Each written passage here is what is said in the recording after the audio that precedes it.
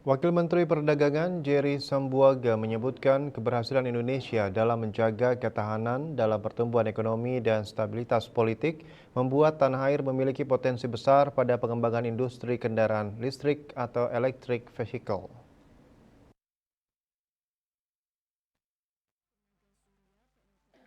Jerry melalui keterangan di Jakarta Minggu 5 Mei mengatakan Indonesia memiliki modal pertumbuhan ekonomi dan stabilitas politik yang baik di tengah kompleksitas lingkungan perekonomian global.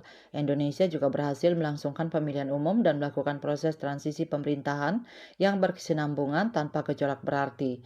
Kondisi ini merupakan momentum yang tepat bagi perusahaan EV untuk mengembangkan bisnis mereka di Indonesia. Jerry menyampaikan Indonesia berhasil mencatatkan surplus neraca perdagangan sebesar 4,47 miliar dolar Amerika Serikat pada Maret 2024. Surplus tersebut telah bertahan selama 47 bulan berturut-turut sejak Mei 2020. Menurut Jerry, pemerintah Indonesia memiliki beberapa kebijakan strategis, salah satunya kebijakan hilirisasi nikel. Kebijakan ini telah memberikan peningkatan nilai tambah perekonomian, menciptakan lapangan pekerjaan, dan memperkuat posisi Indonesia dalam rantai pasok global. Pemerintah Indonesia juga mendorong pengembangan teknologi untuk mengurangi polusi dan ketergantungan bahan bakar fosil.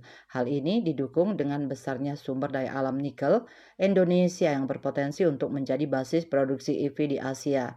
Berdasarkan penilaian Bloomberg NEF, Indonesia berada di peringkat 22 dari 30 negara yang dinilai mampu meningkatkan daya tarik investasinya pada ekosistem rantai pasok baterai listrik. Penilaian tersebut berdasarkan beberapa aspek antara lain industri, inovasi, dan infrastruktur. Selain itu, ketersediaan bahan baku, manufaktur baterai, permintaan di sektor hilir, dan kebijakan terkait lingkungan, sosial, dan tata kelola juga merupakan aspek penilaian Bloomberg NEF. Indonesia diharapkan dapat segera menarik investor pada ekosistem rantai pasok baterai listrik. Saat ini pemerintah Indonesia terus mendorong upaya transisi energi dalam rangka pencapaian National Determined Contribution (NDC). Indonesia berkomitmen meningkatkan target penurunan emisi dari 29% menjadi 31,89% tanpa syarat atau tanpa bantuan internasional. Lebih lanjut, upaya transisi energi membuka peluang investasi senilai 3,5 triliun dolar Amerika Serikat bagi Indonesia.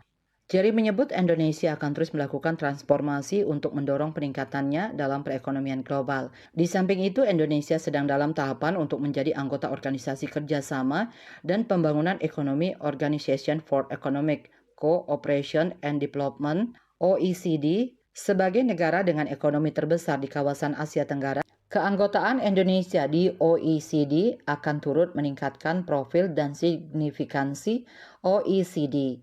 Kantor Berita Antara melaporkan.